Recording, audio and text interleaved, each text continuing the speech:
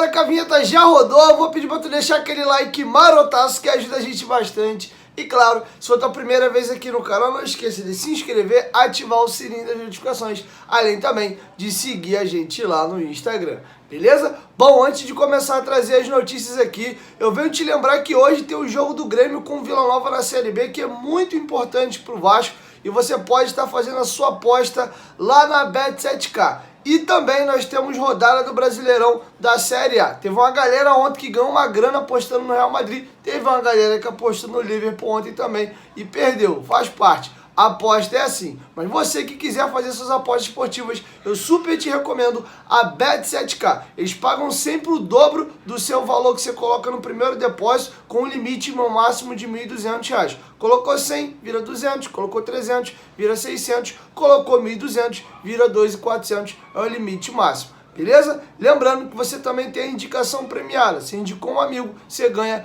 20 aí para poder estar brincando lá na Bet7k. Você consegue também assistir jogos ao vivo. Eles pagam ali no Pix bem rapidinho após terminar a aposta. Beleza? Bet7k, parceira do canal Futebolaço. O link tá aqui ó, na descrição do vídeo e no primeiro comentário fixado. Bom, galera, que a torcida do Vasco é extraordinária e blá, blá, blá. A gente fala isso todo dia, toda hora. Vocês estão careca de ouvir. Mas ela não para de dar demonstração, então não tem como não continuar falando. A parada é a seguinte, ontem eu informei para vocês que os ingressos da arquibancada estavam esgotados. E hoje pela manhã já saiu a informação de que os ingressos do setor VIP também esgotaram. Ou seja, só restam ingressos agora para as sociais. Eu avisei pra galera, falei ó... Vasco abriu venda de ingresso na sexta, estourando no sábado, vai acabar a arquibancada. Não deu outra. Na metade do dia de ontem, antes do jogo inclusive, entre Real Madrid e Liverpool, já estava esgotado todos os ingressos. Essa torcida do Vasco é sacanagem. E a parada é o seguinte, tu tá achando que o Vasco é só Brasil? O Vasco é o mundo, rapaz. Eu vou deixar passando para vocês algumas imagens aí de torcedores do Vasco ontem lá na final da Champions League. Foram ver o jogo de camisa do Vasco. E o Luva de Pedreiro tava lá também. Tava com a camisa do Brasil. Foi fazer uma publicidade pra Pepsi lá. E junto, inclusive, com a Camila Cabello, que foi quem cantou na cerimônia de inauguração. E era um outro grande vascaíno que estava lá presente também no evento. Inclusive, um dos meninos aí que passou a foto mandou um vídeo pro Homem Peruca. Eu vou deixar com vocês o videozinho pra vocês aí. Olha aí, Homem Peruca! Não tem jeito, o mundo é Vasco da Gama. Não tem jeito, papai. Bom, galera, para finalizar, eu tive a honra e o prazer de receber o Mauro Galvão no Futebolaço Podcast na última terça-feira. E no final da noite, né, entrevistei o Nenê. Foi um dia mágico para mim. Inclusive, foi o dia também de que eu recebi uma das maiores notícias que eu recebi nos últimos tempos. É que saiu a minha carteirinha da Sérgio. Agora o pai é jornalista. Inclusive, segunda-feira vai ter a abertura do centro de treinamento.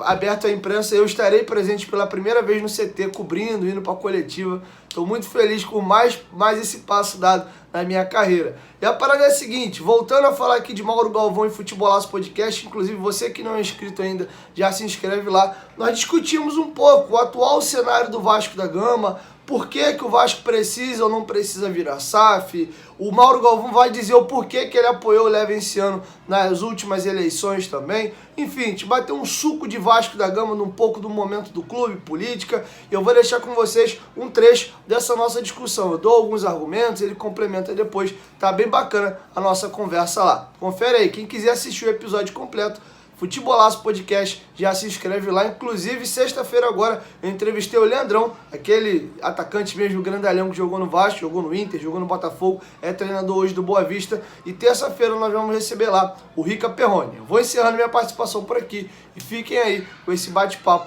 entre eu e o Mauro Galvão. Valeu, fui! O dinheiro por si só realmente não resolve, não. Mas a gente começou a ver, ô Mauro, a dívida dos clubes caminharam para uma coisa assim estratosférica que começa a inviabilizar o clube. O exemplo que você citou do Atlético, o Atlético hoje tem uma injeção de dinheiro muito forte de grandes atleticanos, né, os 3 R's lá, da MRV, é um pouco diferente. É um mecenato que ele não vem através de um patrocínio, como foi a Crefisa, como foi a Parmalat lá atrás, o Excel e tantas outras, a Unimed no Fluminense. Inclusive, com essa possibilidade de SAF, o Atlético deve criar sua SAF até o final do ano. Eles, inclusive, os 3Rs têm interesse em adquirir a SAF do Atlético. Então, eu acho que, de uma certa forma, o Palmeiras já é meio que administrado como empresa. O próprio Atlético Mineiro hoje vem caminhando... Bem administrado, né? Sim, o Palmeiras é bem administrado. Bem administrado. Já desde o Paulo Nobre lá de trás, que tirou dinheiro do próprio bolso e conseguiu dar uma levantada no clube. Eu acho que o grande problema do Vasco, Mauro, o Vasco teria condição de caminhar com as suas próprias pernas sozinho, sem a SAF, eu acho. O Flamengo fez isso recentemente. A gente teria como fazer. Sendo que o grande problema vai esbarrar numa fala sua de agora há pouquinho, que é um negócio chamado pessoas. E, infelizmente, no nosso clube, a gente vê a guerra política que é aquilo lá, a confusão danada. O Vasco não consegue fazer uma eleição, quando faz, vai parar na justiça, quem ganha não leva, aí leva quem não ganha. Aí é uma eterna discussão, e outra pessoa assume e o papo continua rolando, é urna 7, é eleição do dia 7, é eleição do dia 14. A do Eurico lá atrás já com o Roberto, que o Roberto assume, já deu um trololô danado, o Vasco caiu pela primeira vez naquela transição do Eurico pro Roberto. Então eu acho que por esse conjunto todo, não pelo potencial do Vasco, que sozinho ele poderia caminhar, eu acho que, especificamente no caso do Vasco, eu acho muito complicado o Vasco conseguir dar a volta por cima de novo, com esse problema político, porque uma concepção eu tenho, Mauro, que independente de quem estiver na cadeira, o problema vai persistir, porque foi criado um clima hostil de ódio ali entre os agentes políticos do Vasco, que era assim: o Eurico, enquanto presidente, tinha um pessoal da oposição ali, que eles chamavam de MUV, etc. O Eurico tomava machadada o tempo todo.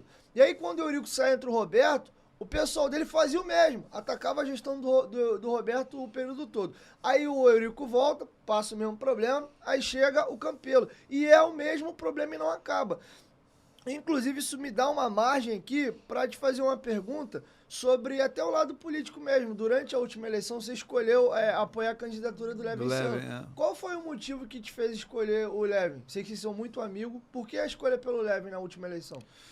Olha, eu achei, Diego, que era uma coisa nova, né? Era uma novidade, né? E pelo projeto que ele apresentou, que eu tive a oportunidade de ver, né? Ele tinha essa ideia de trazer dinheiro de fora para poder estancar um pouco essa dívida e começar a trabalhar no positivo, né? Com dinheiro e criar várias ações que pudessem ajudar o Vasco, e principalmente trazendo a torcida mais para dentro do clube, né? Fazendo a torcida participar do clube, porque a torcida do Vasco ela é enorme, mas ela não participa, porque justamente o clube ele não aproveita isso, entendeu? Se você fizer uma pesquisa para ver o pessoal que é sócio fora do estado, você vai ver que é muito pouco, muita dificuldade, não chegam as coisas, né? Aí você vai para um lugar, por exemplo, quando a gente foi para a Espanha, e você chega lá e deixa o seu nome lá, quando você vê, chega uma carta da Espanha convidando para ser sócio, né? Então é uma outra visão, é uma visão que é mais assim objetiva e procura trazer o sócio de uma maneira mais agressiva, no bom sentido, né? De realmente fazer com que os torcedores participem do clube, ajudem o clube, fidelizar os torcedores. Era essa também muita vontade. Então eu vi, nesse sentido, eu vi que poderia ser uma boa para o Vasco, né? E o fato de ser um cara que não precisa do futebol, né? Mais especificamente, ele é um cara que tem condições financeiras e não vai precisar do clube para fazer alguma coisa. Então, é isso que eu quis dizer. Então, eu vejo dessa forma que eu vi, entendeu? Mas não tenho nada contra os outros candidatos. São todos vascaínos, e se não deu para um, o outro tenha sorte, que consiga fazer as coisas. Eu acho que o importante é isso. O que eu não acho legal é quando você não está como situação, é você começar a atrapalhar, começar a tentar minar, começar a tentar enfraquecer. Isso eu acho ruim. Eu acho que não é uma atitude legal. Então, eu vejo dessa forma. Tem muitos vascaínos, né, e que têm condições, e que teriam condições de estar como presidentes, né? Agora, a gente precisa realmente ter mais ações em relação ao torcedor vascaíno. Torcedor vascaíno em todo o Brasil, muitas vezes ele fica fora desse processo, ele não entra, né? Então, você tem torcedor lá, você não consegue ter a participação desses torcedores de fora. E eu não sei, assim, a impressão que eu tenho é que o Vasco tem mais torcida fora do Rio de Janeiro do que no Rio de Janeiro. Isso é verídico. É muita gente, é impressionante. Eu viajo bastante, né? Acho que você também tem essa noção, e é demais. Em todo lugar que a gente vai, tem vascaíno e querendo ajudar e querendo participar. E muitas vezes eles ficam fora do processo. Então, como fazer isso aí não é da minha alçada. Mas quem está ali tem que tentar fazer com que os torcedores participem mais de todo o processo, não só financeiramente, mas também ganhando brindes, sendo chamado para ir num jogo, ou o Vasco fazendo um jogo. Tem várias ações que podem ser feitas, só que você tem que tomar decisões, né? Você tem que ter pessoas que façam isso, né? O Vasco tem um Brasil todo onde o Vasco não vai jogar, você tem que ir lá, tem que levar um time lá.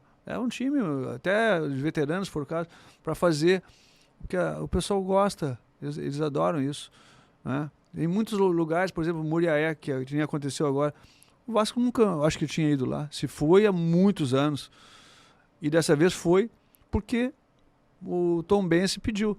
Não foi por iniciativa do Vasco. O campo dele estava interditado. Estava interditado. Porque é um campo que não comporta. Eu conheço lá o Campeonato Mineiro. É um campo que não comporta times grandes. Então, ele teve que pedir para jogar no campo do Muriaé, que tem ali o Nacional de Muriaé, né, que joga a Série B. Então, é isso. Eu acho que a gente tem que ter, lógico, cada um tem uma preferência em termos de candidato, mas no momento que o outro ganha, acabou, a gente vai ajudar, o que precisar, a gente tem que ser Vasco. Eu acho que é isso.